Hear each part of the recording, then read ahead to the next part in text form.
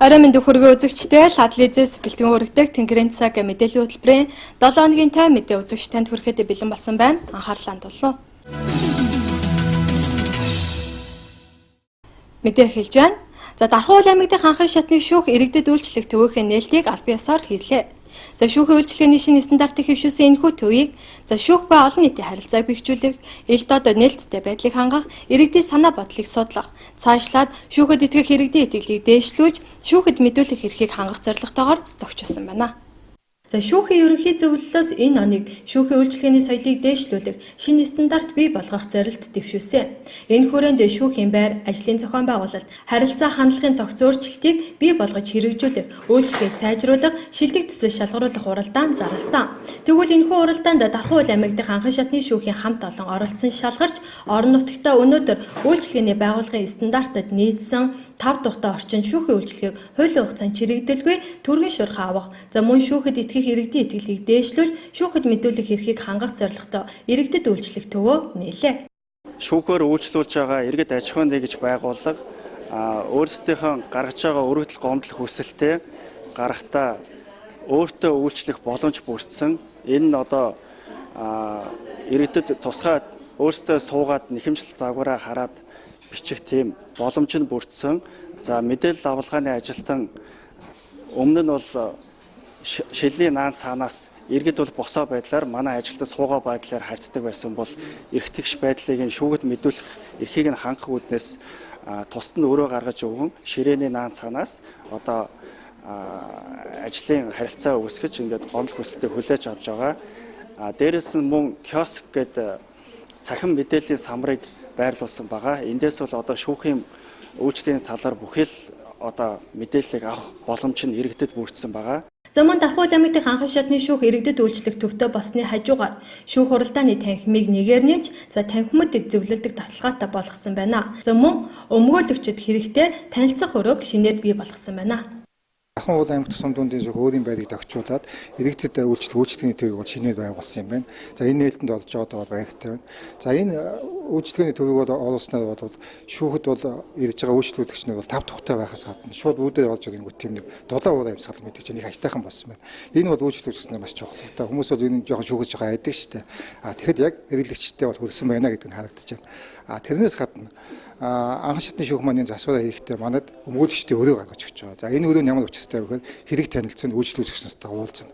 Энэ өмгөөлөгчдийн ая тухайг хангахаас гадна гол нь үйлчлэгээний чанар нэрдэг. Үйлчлэгээний чанар нэрдэг гэдэг маань юу вэ гэхээр өмгөөлөгчөөр үйлчлүүлж байгаа нэг үйлчлүүлэгчийн маань их ашиг илүү хангадна гэсэн үг шүү дээ. Энд бидний их талархалтай байна. Бид энэ өрөөгөө тохижуулж аавна. Энэ өрөөг тохижуулахад Монголын хуульчдын холбооноос бодвол төсөв гаргаж өгсөн байгаа. Бидний бас дэмжиж байгаа. Тэгэхээр Монголын хуульчдын холбооноос баярлж байна. Анхан шатны шүүхтэй бас талархаж байгаа дахиад хэлье. За ийхүү Дархан аймаг дахь анхан шатны шүүхийн тамгын газар шүүхийн үйлчлэгээний төвийн үйл ажиллагааг улам өргөжүүлэх, иргэдийн санаа бодлыг судлан тусгаж, цаашаа сайжруулан ажиллах зорилтыг өмнөө тавиан за ажиллах болно гэдгээ энэ үеэр дуулгаж байсан юм а. Үзэгч та бүхэндээ дараагийн мэдээллийг хүргэж байна.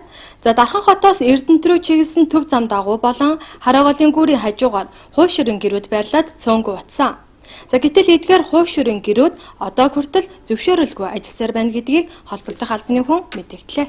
За 27 цаг айлчлалын ирэхээр Дархан хот орчмын гол хөвөө дагуу хуйшрын гэрүүд жишээл дараалан гарах нь илбэгшдэг. За гэтэл эдгээр гэрүүд нь зөвшөөрөлгүй өөрсдийн дур мэдэн бууж худалдаа үйлчлэгээ явуулдаг байна. Улмаар зөвшөөрөлтэй гэсэн гэрүүд нь бидний хилд заншснаар хуулийн цорхоо ашиглан сэлэнгийн захиргаанаас хуйшрыг зарах зөвшөөрөл авчдаг. За гэтэл тус хуйшрын гэрээр үйлчлүүлж буй иргэд нь Дархан сумын иргэд байх жишээ нэ. Ийхүү гүүрийн наан цаан орших 2 аймгийн хилийн зөрүүн цоорхог ашиглан иргэд хууль бус үйлчлэгээ үзүүлсээр байх уу? Тус хуйшрын гэрүүд нь эрүүл ахуйн шаардлага хангахгүй, за наад зах нь захилгаа уус гэд үйл ажиллагаа явуулах орчин нөхцөл нь бүрдээгүй газарт хуйшр хийж иргэдэд зарж байгаа нь даанч харамсалтай. За энэ Дархан сэлэнгийн зам дагуу Эрдэнэтийн гүрний зам дагуу иргэд баахан хуйшрын гэр гарцаад байж байгаа. Энийг мэргэжлийн албаны газраас 5 сараас эхлээд Дархан сумын тамгын газар, Хонгор сумын тамгын газар, Хонгор сумын засаг дарганы тамгын газар, засаг захиа нутаг дэвсгэрийн нэгжийн тухай хуулиараа за энэ худалдаа үйлчлэгээ явуулах зөвшөөрлийг олохгүй байх чиглэлээр барьжээ. Тэнд хуйшрын гэр барьж үйл ажиллагаа явуулж байгаа иргэд маань нэгдүгээр инженерийн төвлөрсөн шугам шүлжээгүй зөвөр усан хангамжтай. За нийтийн бие засах газар байхгүй. За тог цахилгаан байх хөрөг төхөөрөмжийг нэгдсэн сүлжээнд холбогдоогүй учраас энд худалдаа үйлдвэрлэх хуушийн нийтийн орны үйлчлэгээ явж байгаа зам дагуу иргэдэд нэлээд эрсдэл учруулж байна. Хордлох халдвар элдв өвчин гарах магадaltaй учраас энэ чиглэлд зөвшөөрөл олохгүй байх үйл ажиллагаа явуулах хариуцлаач. Засаг захиргааны нутаг дэвшилгийн нэгжийн тухай сумын засаг дарга нар бас холбогдох хууль тогтоомжийн дагуу хариуцлага хүлээх үүрэгтэй гэдгийг бид нар бас удаа мэдээлээд байгаа. За ийхүү мэрэгжлийн байгууллагуудаас тус эрүүл ахуйн шаардлага хангалтгүй хуушрын гэрүүдээс хуушир авахгүй байхыг сэрэмжлүүлж байна. Мэдээллийн хөтөлбөрийг сонгож байгаа үзэгчдээ баярлалаа. Дараагийн мэдээллийг хүргэж байна. За шүүхийн ерөнхий зөвлөлийн даргын 2017 оны 64-р тушаал хүчингүй болсонтой холбоотойгоор шүүхийн ерөнхий зөвлөлийн даргын 2017 оны 85-86-р тушаалаар зарим шүүхийн шүүгч, ерөнхий шүүгчийн сул орон тоонд сонгон шалгаруулалт зарлаад байна. За шүүгчийг сонгон шалгаруулах журам шинжилэн батлагдсантай холбогдуулан шүүхийн ерөнхий зөвлөлийн даргын 2017 оны 6 сарын 22-ны өдрийн 85-86 дахь тушаалаар зарим шүүхийн шүүгч, ерөнхий шүүгчийн 15 сул орон тоонд сонгон шалгаруулалт зарлалаа. За үүнд суурь шалгалтанд тэнцсэн нэр дэвшигч анхан шатны шүүхийн шүүгчийн сонгон шалгаруулалт зарласан сул орон тоонд нэрээ дэвшүүлэх эрхтэй билээ. За Тархуул аймаг дахь сум дундын иргэний иргэн анхан шатны шүүхийн ерөнхий шүүгчийн сул орон тоон дээр сонгон шалгаруулалтаар зарлагдсан байгаа. За энийг болохоор шүүхийн ерөнхий зөвлөлийн даргын 86 дугаар тушаалаар бол зарлагдсан. За бүртгэлийн ажиллагаа бол шүүхийн ерөнхий зөвлөлийн дэргэдэх шүүхийн мэргэжлийн хороон дээр бол явагдаад сонгон шалгаруулах ажиллагаа бол явагдана. За бүртгэл болохоор 2017 оны 8 сарын 21-ний өдрөөс 9 сарын 2-ны өдрийн хооронд бол явагдах байгаа. За тэгээд энэхүү сонгон шалгаруулалтанд оролцох сонирхолтой нэр дэвших сонирхолтой хүмүүс л тухайн ерөнхий анхан шатны шүүхийн ерөнхий шүүгчийн шаардлагыг хангасан юм нэр дэвшигчнэр бол материалаа онлайн болон цаасан хэлбэрээр бол шүүхийн ерөнхий зөвлөл дээр бол аваачиж бол бүртгүүлэх боломжтой. За онлайнаар бол шүүгч дундуур зураас сонгон цэг эмэн гэсэн хаягаар бол бүртгүүлнэ. За юугаар цаасаар бол шуудангаар явуулах бас боломжтой байгаа. За тэгээд шалгалтыг бол бүртгэл дуусны дараа бол шүүхийн мэргэжлийн хорооноос бол өдрийг бол товлон зарлах байгаа. Ийхүү зарлагдаад буй сонгон шалгаруулалт 8 дугаар сарын 21-ээс эхлэх бөгөөд 9 дугаар сарын 20 гэхэд дуусах юм а. Сонгон шалгаруулалттай холбоотой дэлгэрэнгүй мэдээллийг 70 тэгтиг 8022 утаснаас ажлын өдрүүдэд ажлын цагаар лавлаа асуух боломжтой. Үзэгч та бүхэндээ дараагийн мэдээллийг хүргэж байна. Монгол Улсын хоймор нутаг хойд хилийн бүс Сэлэнг аймгаар дайран өнгөрөх олон улсын авто замтай хөдөр Евро сумыг холбосон хатуу ажилттай авто зам ашиглалтанд орж албан ёсоор нээлттэй хийсэн байна. За Дулаан хааны 4 замын уулзуураас Евро хөдөр чиглэлийн 104.5 км хатуу ажилттай замын эхний ээлжийн 65 км хатуу ажилттай авто замыг барьж ашиглалтанд оруулан замын хөдөлгөөний нээх ил арга хэмжээнд зам тээврийн хөгжлийн сайд Гамбат, Улсын хурлын гишүүн Оюун дээр дархан төмөрлөгийн үйлдвэр төрийн өмчөд хувьцаат компани захирал Батжавхлан, за Сэлэнг аймгийн иргэдийн төлөөлөгчдийн хурлын дарга Бямба болоод аймгийн засаг дарга орлогч Сайн цаг болон албаны хүмүүс нутгийн иргэд оролцлоо. За Сэлэнг аймгийн Евро хөдөр сумын хөгжил дагуулга хатуу ажилттай авто зам ашиглалтанд орсноор орон нутгийн эдийн засгийн хөгжлийг хурцсах, бүс нутагт үйл ажиллагаа явуулж буй жижиг дунд бизнесийн байгууллагуудын тээврийн өртгийг бууруулах, орон нутагт аялал жуулчлалын эргэлт нэмэгдүүлэх, байгаль орчин хөрсний бохирдлыг эрс бууруулах зэрэг онцгой ач холбогдолтой юм а. За өнөөдөр бид бүхэн энэ дархан Сэлэнгийн бүс нутгийн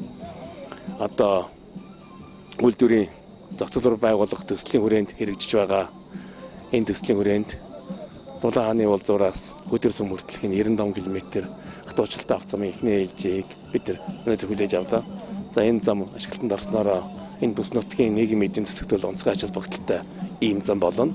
Ялангуяа энэ хөдөр Евро жавхлан сумын иргэдийн хувьд бол энэ нийгмийн эдийн засагт ач холбогдол бүхий дээрээс нь жуулчны салбарыг хөгжүүлэх гэх мэтчлэнгийн олон талын ийм өндөр ач холбогдолтой. Тэгээ энэ замаар өмнө нь бол Дулаан хааны уулзуураас хөдөр сум хүртэл 3 цаг гаруй машинаар явдаг байсан бол одоо 1 цаг гаруй яваад хүрэхээр болж байгаа нь бол энэ нэгдүгээр хурд бол 4 дахин нэмэгдэж байна. За мөн автомашины техникийн урд нэмэгдснээр бол энэ замын ачааны нэвтрүүлэн өнгөрүүлэх чадвар мөн дээр хэмжээгээр нэмэгдэнэ. Тэм учраас бол зам дагаж хөгжил ирнэ гэдэг энэ сайхан одоо өгийн утга жиргэн энд биелээ олно гэж ойлгож болно. За Евро бусд буюу Сэлэнг аймгийн энэхүү бус нутагт жавхлант Евро хөдөр сумдын нийт 10,000 орчим хүн ам оршин амьдардаг. Мөн Монгол улсын газар тариалан хөдөө аж ахуй уул уурхайн үйлдвэрийн томоохон бус нутаг гэдгээрээ онцлогтой. За мөн энэ хөдөр сумын байгалийн үзэсгэлэнт бус нутаг Еврогийн халуун арчааныг түшиглэн. За аялал жуулчлал даган хөгжих бололцоотойгоор анхаарлын төвд оршиж байгаа юм а. За Дархан Сэлэнгийн бүсэд орших төрийн эзэмшлийн төмрийн хөдрийн орд газруудыг ашиглан эдийн засгийн эргэлтэнд оруулах Дархан төмөрлөгийн үйлдвэр төрийн өмчит хувьцаат компани үйл ажиллагааг өргөдгөн техник технологийн шинжилэл хийж үйлдвэрийн хүчин чадлыг нэмэгдүүлэх зорилгоор уул уурхай металл үргийн зохицолбор байгуулах төслийг концессийн гэрээгээр хэрэгжүүлж байгаа нь энэ юм байна. Монгол улсыг ан үйлдвэрлэгч орн болохоор зорж уул уурхай металл үргийн зохицолбор байгуулах төслийн хүрээнд хийгдэж байгаа дэд үтсийн нэгэн бүтээн байгуулалт юм а. Энэ бүтээн байгуулалт маань өнөөдөр эхний 65 км ашиглалтанд өгж байна. Тэгээ тун удахгүй 9 сарын сүүлээр ихэд үлдэгдэл замаа хөлөөлгөд өгчих юм шиг байна. Одоо манай замын компани манай төмөрлөгийн үйлдвэрийн зүгээс хэрхэн яаж оролцоо гэж асууж байгаа шиг байна. Тэгэхээр би бол манай үйлдвэр бол мэдээж зам барьдаг үйлдвэр биш. Гэхдээ бид бол ажилчдаа ажлын байраар хангах, ажилчдаа цалин хөнлөөгийн таслахгүй байх үүднээс яг зах зээлийн хүндрэлтэй үед энэ замын бүтээн байгуулалтаар бол манай үйлдвэр бол газар шорооны ажлыг хариуцж авсан. Манай үйлдвэр бол мэдээж том үйлдвэр. Тийм учраас маш олон техник, том техникүүдээр маш хурдтай хийсэн. Энэ ч утгаараа жил гаруйхан 2 жил хүрэхгүй жил гаруйхан хугацаанд бол энэ урт автозамыг тавьснараа Монголын автозамын түүхэнд бас үнэлж баршгүй үнэтэй хувь нэмэр оруулах шиг боллоо. За уг ажлын гүйцэтгэгчээр Монголын Pika Development компани ажиллаж байгаа бөгөөд үлдэж буй 30 км хатуу училттай автозамын 70 суурь хиймэл байгууламжийн ажил бүрэн дуусаж хучилтын ажил хийгдсэн. За гэрээний дагуу энэ оны 11-р сард ашиглалтанд оруулна гэж гүйцэтгэгч тал хэлсэн юм а. Зам бүтээн байгуулалтын ажилд монголчууд ажиллаж байгаа юм а.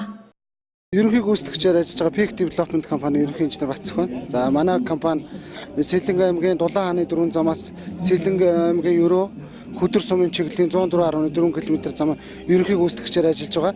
Тус компани барьж бүтээн болгосон автозамын хувьд бол автозамын 4-р ангиллын 7 метрийн өргөнтэй нийт замын өргөн 10 метрийн өргөнтэй хатуу гучлалтай автозам байгаа. За тус бүтээн байгуулалтын ажилд бол нийтдээ 30-аад үндэсний компаниуд оролцож ажилласан байгаа. Ер нь бол үндэсний компаниудыг нэгдэлүүлж чадсан.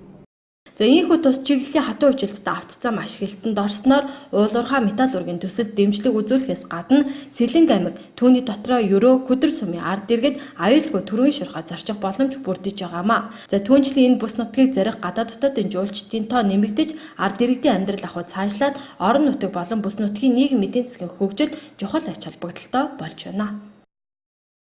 Үзэгч та бүхэндээ дараагийн мэдээлэл хүргэж байна. Амралт зугаалах үе ихэлсэнтэй холбогдуулан иргэд халуун нар туунаж байгаа энэ үед наршихаас сэргийлэхийг Дархуул аймгийн нэгдсэн эмнэлгийн хүлээн авах яралтай түргэн зовсомжийн төвөөс сэрэмжлүүлэг мэдээллийг өглөө.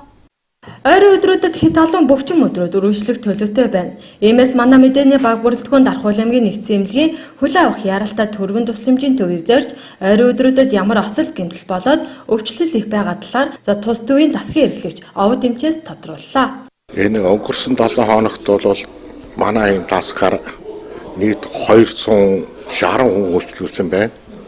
Эндээс бол осол гэмтлээс 225 өөрсдөө ирсэн 106 за тэгээ ойдл тавьсан 64 ахуй осол 72 ав тосол 9 гарсан байна. Тэгээ амралт зугаалгын цагаар болох дээр наршилт бол нэлийн орж ирж байна. Бас ахуй ослууд ихсчихэд байна. Ахын болон автын ослыг ихсчихэд байна. Амралт зугаалгын газараар ихтер. Тэгэхээр зэрэг нийт дарханчуудаа анхааруулж хэлэхдээ зэрэг хүүхдүүдэд битгий хамаагүй сул чөлөөтэй явуулаач. Тийм ээ? Энэс үүдээд автын осол болон ахын ослууд бас нэмэгдээд байна. Энийг нэг жоохон анхаарах хэрэгтэй. Хоёрдугаар одоо нэг ойрын 7 хоногт бол нэг 30-аад дэш халах юм. Энэ дээр бол нэг хөгсөн настай улсууд наран цохиулах, даралт ихсэх, тус харуултууд нэмэгдээд байгаа. Ийм учраас бол айл болох дээр зэрэг гадаа сайлханд гарахгүй. Тэгээ гарсан ч гэсэн тэгээ өөрийнхөө биеийг анхаарал тавиач. Тэгээ одоо шүхэр байдаг шүү дээ тийм. Шүхэр ч юм уу эсвэл одоо ус идэр авч толгой молгоог нь оргоод эврэг байдалтай явахгүй бол энэ өнгөрсөн 7 хоногийн хэмжээгээр бол манай дээр нийт 260 хүн гэж бодох дээр урт хэмжээнээс илүү хүн ирж үргэлжлүүлээд байна л гэсэн ойлголттой байгаа шүү. За ийхүү 27 цаг ирсэн энэ өдрүүдэд халуутсан иргэд гол ус бараадах болоод бөөнөр хөдөө гадаа гарснаар ахуй ослыг үүсгэж байна гэдгийг албаны хүн энэ үеэр онцлон хэлж ирсэн юм а. Үзэгч та бүхэндээ дараагийн мэдээллийг хүргэж байна. Насны онцлог тохирсон олон төрлийн тоглоом байхгүйгээс өсвөр насныхын багчуудын тоглоомыг эвдэхэн түгээмэл болж байна. За хамгийн харамсалтай нь үүнийг тэр дорн засч сэлбэх төсөн мөнгө сэтгэл дутагдгаас болж олон хүүхэд бэртэл гэмтэл авсаар байна. За жил ирэх бүр хүүхдийн тоглоомын талбайнууд ээлж дараалан эзлэгцээр байр бүрийн гадаа биш нэлээд олон байрны дунд цөөхөн хэдэн тоглоом үлдсэн байдаг. Хүүхдийн тоглоомын талбай стандарт гэж үг нь арай өөр байдаг. Хүүхдийн насны онцлогт тохирсон ялгаатай тоглоомууд нь за 9-ээс эхлээд дүүжин гусуураар үргэлжилж ахмад наснуудын сүйдрвчгээд цогцоор байдаг. За гэвч тал талаасаа тануусан тоглоомын талбай зайндаа хавчигдан эдгээрийн заримыг нь орхигдуулахаас аргууд хүрчээ. Насны онцлог тохирсон өөр тоглоом байхгүйгээс өсвөр насныхын багчуудын тоглоомыг эвдгэнч түгээмэл болж хамгийн харамсалтай нь үүнийг тэр дорн засч сэлбэх төсөн мөв сэтгэл дутагдгаас олон хүүхэд бэртэл гэмтэл авсаар байна. За гэвч үүнд гэм буруутан байхгүй гэх эцэг эхчүүдийн сэтгэхгүй хүүхдээ өөрсдийн буруугаасаа гэмтэж ирсэн гэж үзэх хандлагаас болж энэ асуудалтай холбоотой хохирогчдын тоон судалгаа мэдээлэл гих зүйл огтхонч байхгүй байна. Угтаа бол тоглоомын талбай нийтийн эзэмшлих болохоос биш эвдэрлээс болж хохирогч гарвал хариуцлага хүлээх эзэн байх л ёстой. За энэ харж байгаа тоглоомын талбай бол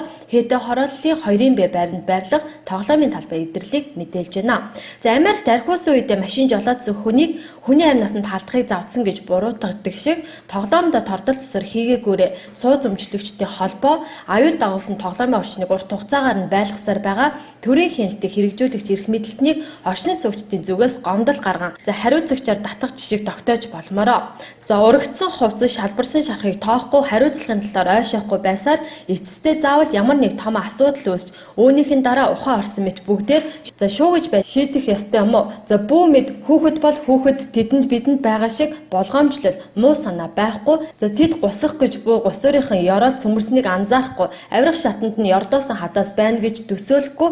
За битгий компьютер тоглол ухаалаг утсан донтлоо. Одооны хүүхдүүд бидний шиг тоглоомын талбар дээр тоглохоо болжтэй гэх шүүмжлэлт өгсийг бид олон хэлдэг. За гэтэл хүүхдүүд маань за гараа тоглох тоглоомын талбайд нь эрсдэл аюул байна гэдгийг эхлээд шүүмжиж засч тордох ёстой байл та. За үүнийг ухаарахын тулд заавал нэгэн золгүй тохиолдол хэрэггүй бизээ. Дараагийн мэдээлэл хүргэж байна. Амралт зугаалгаар явахдаа гол усан тосолдож амь насаа алдах харамсалтай хэрэгүүд гарсаар байгаа. За тиймээс иргэдэг амралт зугаалгаар явахдаа болгоомжтой байхыг Дархуул аймгийн онцгой байдлын газраас анхаарууллаа. Дархуул аймгийн хэмжээнд эхний хагас жилийн байдлаар 129 удаагийн гамшиг ослын дуудлага гарч за үүнд 7 том хүн нэг хүүхдийн амь нас эрсдэж 63.7 сая төгрөгийн хохирол учирсан байна. Дээрх дуудлагаас 2 хүний амь насыг аварч 2.8 сая төгрөгийн хөрөнгийг авран хамгаалсан байна. За их нутгаар цаг агаар 30-аас 37 хэм хүртэл халж бөхчөм халуун байгаатай холбоотойгоор иргэд гол ус бараад амарч зугаалах нь их болсон. За ингэхдээ санамсар болгоомж алдсны улмаас усан тосолдох, амь насаа алдах тохиолдол сүүлийн өдрүүдэд нэмэгдэх хандлагатай байна. За он гарсаар бол улсын хэмжээнд 6 сарын 27-ны өдрийн байдлаар бол 12 аймгийн 26 сум нийслэлийн 4 дүүргийн хэмжээнд нийт одоо 38 удаагийн усны ослын дуудлага гарсан байна. За ингээд үүний улмаас бол 44 хүн амь насаа алдсан. За үүний одоо 10 нь бол бага насны хүүхэд, 34 нь бол дандаа насанд хүрсэн иргэд байлаа. За Дархуул аймгийн хэмжээнд 7 удаагийн усны ослын дуудлага гарсан. Одоо 7 хүн бас амь насаа алдсан юм харамсалтай мэдээлэл байна. За ийм учраас бол иргэдтэй юу ч хэлэх гээд байна вэ гэхээр за хэд халалтай холбогдуулан одоо гол усны ойролцоо амарч за хөдөөхөр явж аялж зугаалж явах явцтай бол гол усны ойролцоо явахдаа за алкогольны төрлийн зүйл одоо хэрэглэхгүй байх. За согтруулах ундаа хэрэглэхгүй байх. За мөн одоо бага насны хүүхдийг хараан хэлдэхгүй голын эрэг орчмоор одоо явуулахгүй байх. За мөн одоо ой хээр явж байхдаа бол оч баригчтай машинтай явах. За ил задгаа асаасан гал төмрийг бол маш сайн унтрааж явахыг одоо онцгой байдлын газраас онцгойлон анхааруулж байна. За түүнчлэн иргэдийн санамсар болгоомжгүй байдал бага насны хүүхдийг хараа хяналтгүй орхисноос цаашлаа согтруулах ундаа хэрэгэлсэн үедээ гол усанд орох зэрэг шалтгаанаар гол усны осол гарч байгаамаа. Орон нутагт болж үргэлжлэн 7 хоногийн тайм мэдээг үзэгч та бүхэндээ онцлон хүргэлээ. Үзэгч та амралтын өдрийг ая тухтай сайхан өнгөрөөлөөрэй. Шинэ 7 хоног шинэлэг мэдээлэлтэй эргөө уулзтлаа. Баяртай үзэгчтэй.